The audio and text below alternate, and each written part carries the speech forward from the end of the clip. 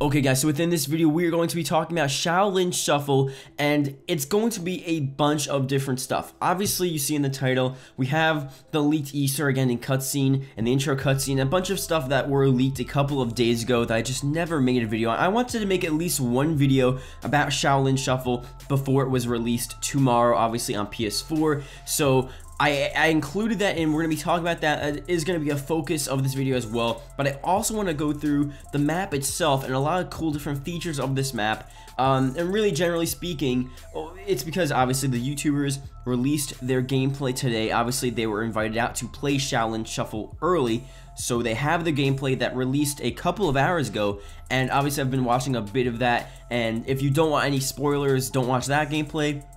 And I guess probably don't watch this video because I want to go through a lot of stuff here. If you don't want to hear about the Easter egg ending cutscene or what happens in it, or the intro cutscene, obviously click off the video. There will be to some extent some spoilers here. Not that many spoilers, but if you want to see the map at a fresh new look and you don't want to have any prior knowledge, definitely just don't watch this video or don't watch any of the new gameplays. But obviously this video, I want to go through what the map looks like from these early released gameplays from the YouTubers that were invited out, and just what this map is going to be like if this map is actually going to be a decent map to play. So that being said, if you can leave a like, that would be greatly appreciated, and let's get started. So let's start off here probably with the intro and Easter egg ending cutscene here for this map.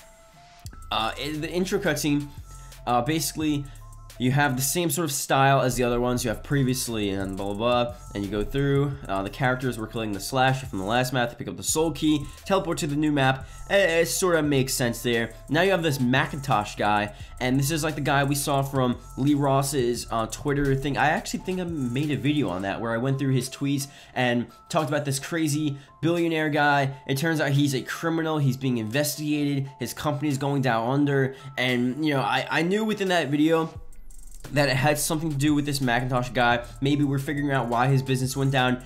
Not entirely the case. Obviously, within the intro, this Macintosh corrupt criminal billionaire in New York City guy basically is in a sewer, okay?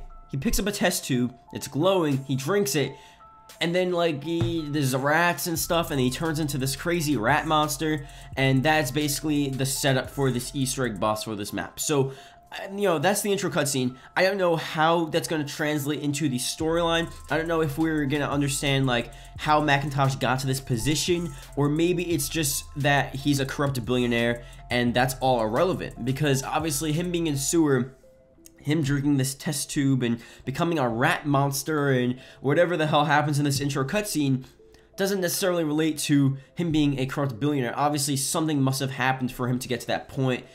We'll figure that out within the storyline, but the intro cutscene just basically shows us how Macintosh, this corrupt billionaire that's under investigation and he's a criminal, turns into this rat monster, and he's like the main sort of forefront for this zombies map as the main boss. So obviously we'll be fighting him later, and then that basically sets up the Easter egg ending outro cutscene. Not really that exciting. It's really just you have the boss battle. I presume you fight this guy with a bunch of other random guys. Maybe you're fighting rats and you have this main rat monster and then you defeat him, and that sort of also happens within this Easter egg ending cutscene as well. You see him die and all this insane stuff. Rat monster is defeated, and then that's really it. We can't really tell much of what is going on. It teases the next zombie map to some extent. It's really hard to tell what's going on there, but I'm focusing on this map for now. We'll talk about DLC 3 another time, but basically that's really it. The rat monster is the main point of this map. Obviously the storyline throughout the Easter egg and throughout the zombies map will probably give us more information on Macintosh and what his dealings were, why he's a criminal, what he did, and all that insane stuff. Okay, so that being said, let's talk about Shaolin Shuffle itself. Let's talk about the actual map, because the actual map surprisingly looks pretty damn cool. I was watching a bit of Noah J's, there's a nice huge training spot. I think a lot of the maps were sort of suffering from this lack of a really good clear training spot, so you have that on Shaolin Shuffle. You have a lot of cool corridors. The map looks really cool as well. A New York City zombies map, just in general, and this whole Chinatown aspect of it, this 70s vibe, it definitely is one of the better things they've done with Infinite Warfare Zombies, especially with the setting. Obviously, all the settings are really cool and unique. It's just how the settings actually fit with the gameplay. I think this map is doing a really good job of just having a cool setting, but also gameplay fitting as well. You have the training spot, you have close corridors, you have a lot of cool aspects to it.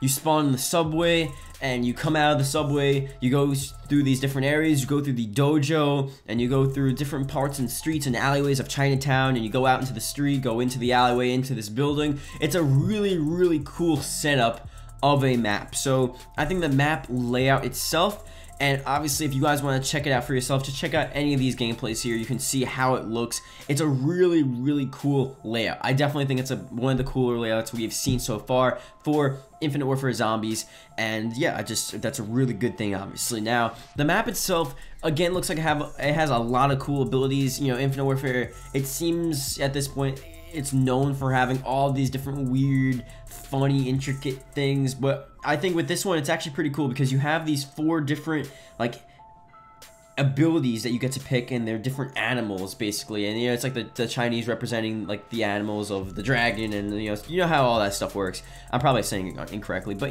I don't know, you know how that works. You pick an animal, and that's your like ability, and then you go through, you complete challenges to sort of master or solidify that ability, and there's like 2 or 3 different tiers that you go through. Anyone can pick this. I'm pretty sure you can pick the same one, so it's not like player specific. You just pick the different things. I'm pretty sure it's in the dojo you go and pick them, and then you do the different challenges, and the challenges seem pretty cool. They're not overly hard, they're just random challenges. You kill, I know there's one where you kill zombies with like a ninja star, and there's different things where you kill them with like some sort of skeleton you spawn in, and a snake, and I don't know, just random stuff like that. It's pretty cool, at least from what I'm looking at right now. It's not like overly just hard and clunky. It seems like a pretty cool progressional thing, and you get these different abilities, and those are like sort of your main, you know, like Black Ops 3 specialist abilities, but instead you have to complete challenges and do all this cool stuff within this map. So I think for that aspect as well, it's a very cool thing, and they've done things similar to that before.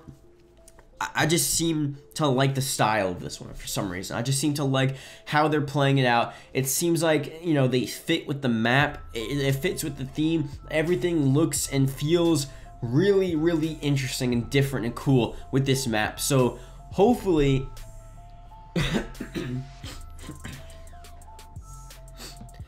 it's not that crazy, and it doesn't get to the point where the map just doesn't seem like a normal zombies map. Obviously, Infinite Warfare Zombies, they're trying to be different, and they don't want to seem like an actual, you know, Treyarch Zombies map. They want to do different stuff. They want to have the gameplay, and they want to have the abilities, you know, shape the map differently than what a ability would shape the map in Treyarch. I feel like if you had an ability in a Treyarch Zombies map, it doesn't really change the map that much. You know, you can kill zombies in a different way, but it doesn't really change how you play the map. I feel like with Shaolin Shuffle, from what it seems, I guess Infinite Warfare in general, a lot of the abilities really are more like you just do more with it. Your character's moving more, you move differently with it, and it's a lot more, I feel like, involved with the abilities. The abilities in this game are a bit more involved and a bit more sort of weighted heavier, instead of like a Treyarch map where you're playing the Treyarch map, you have your main weapons,